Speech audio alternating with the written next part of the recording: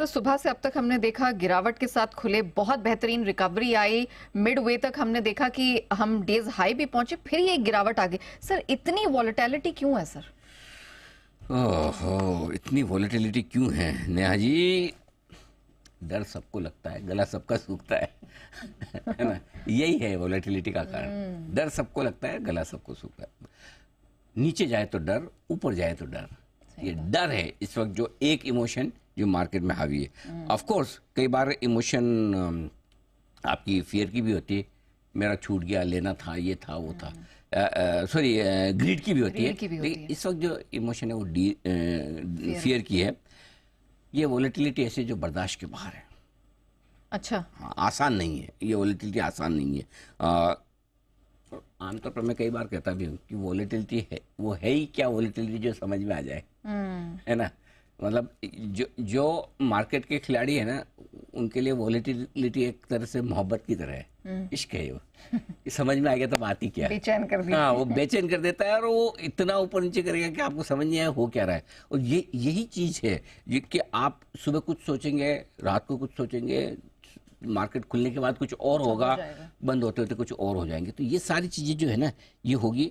आज आप देखिए हुआ क्या, आप ज्यादा घटे नहीं, जबकि आपके पास घटने के लिए सारे रीजन थे। अमेरिका ठंडा ही था, इजराइल ईरान के बीच में कुछ अच्छा नहीं हुआ, कच्चा तेल उछलकर $78, 30,000 करोड़ से ज्यादा FIs बेच रहे। फिर भी आप खुले क्या? मुश्किल से खुलने की एक बार तो हरे निशान में आ गए, राइट?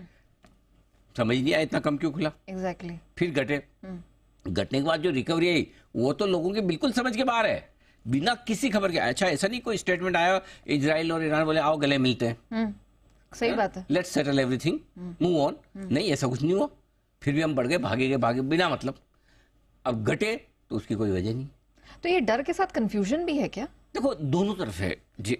जिनको पैसा लगाना है उनको लगता है अच्छा मौका है, मैं तो 25,000, मैं तो 26 पे भी ले रहा था, तो 25 पे क्यों ना लूं। और जिसको डर लगता है उनको बेचना है। तो दोनों तरह के लोग बड़े स्ट्रॉन्ग व्यू के साथ जब आते हैं तब ये एक्सट्रीम वॉलेटिलिटी होती है। और ऐसे माहौल में क्यों बढ़ा और क्यों घटा, इसका कारण ढूंढने की कोशिश भी ना करें।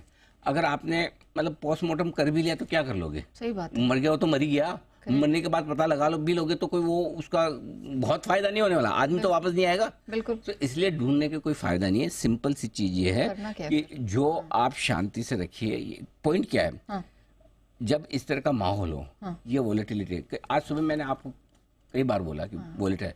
लोगों को लगता है हम इसलिए बोलते हैं वॉलेटिलिटी कि मार्केट का मुंह समझ में नहीं आ रहा इसलिए बोल रहे हैं, ये फैशनेबल नहीं। जब नहीं होती तब हम बोलते हैं ना, पहले सपोर्ट पे लीजिए, इंपॉर्टेंट सपोर्ट पे ज्यादा लीजिए, खुलते लीजिए। रोज बोलते हैं ना, कितनी बार बोला, हजारों बार बोला होगा। जब जैसा माहौल है वैसा बोलना पड़ता है। इसलिए आज सुबह बोला एक्सट्रीम वॉलेटिलिटी रहेगी, ट्रेड ना करें, इंट्राडे ना करो, ओवरनाइट तो बिल्कुल भी ना करें। अब समझ में आया क्यों बोलते हैं। एग्जैक्टली। खाली ऐसा नहीं कि लोगों को लगता है हमको नहीं समझ में आ रहा है इसलिए हम बोल रहे हैं मत करो। अरे नहीं बाबा, ऐसी बात नहीं है। नहीं समझ में आएगा तो ये भी बोल देंगे नहीं समझ आ रहा मार्केट, उसमें क्या बड़ी बात है? हर रोज समझना कौन सा जरूरी है? सही बात है। करेक्ट। सो इसलिए ऐसे माहौल में शांत रहें, कुछ ना करें, वही सबसे बढ़िया है। बैठे रहें चुपचाप, पहली चीज। अब यहाँ पर क्या दो तरह के लोग होते हैं। एक सोचते शॉर्ट टर्म ट्रेडिंग फटाफट कर लूँ, बहुत अच्छे भाव पे लूँगा, आज ही बेच दूंगा। और दूसरे तरह के लोग होते हैं लॉन्ग टर्म इन्वेस्टमेंट वाले। अब अगर आप शॉर्ट टर्म की ट्रेडिंग का सोचोगे तो पूरी संभावना है कि आपका स्टॉक नीचे गया या इंडेक्स नीचे गया और आपका लॉन्ग टर्म इन्वेस्टमेंट हो गया, वो वापस भाव कब आया। लेकिन लॉन्ग टर्म इन्वेस्टमेंट में एक फायदा है कि जो लॉन्ग टर्म की सोच है कि मैं साल 2 साल 3 साल के लिए पैसा लगाना चाहता हूँ, वो अगर खरीदे तो यू नेवर नो, 2-4 दिन में के बाद युद्ध थोड़ा ठंडा हो जाए, सब कुछ होगा, तो आपका शॉर्ट टर्म में भी पैसा बन सकता है। तो शॉर्ट टर्म सोचोगे तो होल्ड लॉन्ग टर्म करना पड़ेगा।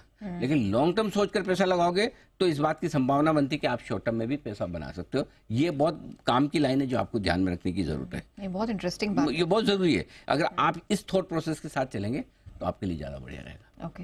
और शायद यही कारण था कि आपने अलग अलग लेवल्स बता के कहा था 25% आप अपना एग्जैक्टली अभी भी लेवल्स है कुछ नया मैं आपको बताना चाहता हूँ। पहले मैं इंट्राडे वाले लेवल्स बता दूं आपको। ट्रेडर्स के लिए आज निफ्टी पर 24,925, 25,075 इस सपोर्ट रेंज में आप घुस चुके हैं। यहीं पर सपोर्ट है, इस रेंज में ही है। 150 पॉइंट की रेंज इसलिए थी कि अब आजकल के मूड माहौल के हिसाब से रेंज थोड़ी बड़ी देना जरूरी है। Point number 1। बैंक निफ्टी के ट्रेडर्स के लिए 51,125, 51,275 ये सपोर्ट रेंज है जिसमें आप लगभग उसके पास पहुंच रहे हैं। बैंक निफ्टी एक शेयर थोड़ा कम कमजोर है कंपेरेटिव टू निफ्टी के। अब आइए जो इन्वेस्टर्स हैं उनको कहाँ ध्यान रखना है। 6 सितंबर के जो लो हैं, अगर वहां पर वापस निफ्टी आता है तो वहां आपको खरीदना है, और वो है 24,750 24,850 की रेंज में। इन्वेस्टर्स को वहां थोड़ा पैसा 20 से 25% डालना है। और बैंक निफ्टी के लिए 6 सितंबर से 9 सितंबर के जो लोज हैं 50,375 50,575, वो आज आए, सोमवार को आए, जब आए तब वहां पे एक एक्शन आपका बनता है पैसा डालने के लिए। ये ध्यान में रखिए, बस सिंपल, इसे फॉलो कीजिए। ठीक है, चलिए, तो सर ने आपको बता दिया कि अब इस तरह के वॉलेटाइल मार्केट में आपको करना क्या और कौन से महत्वपूर्ण लेवल्स हैं जिन पर आपको निफ्टी और बैंक निफ्टी में फोकस करके चलना है।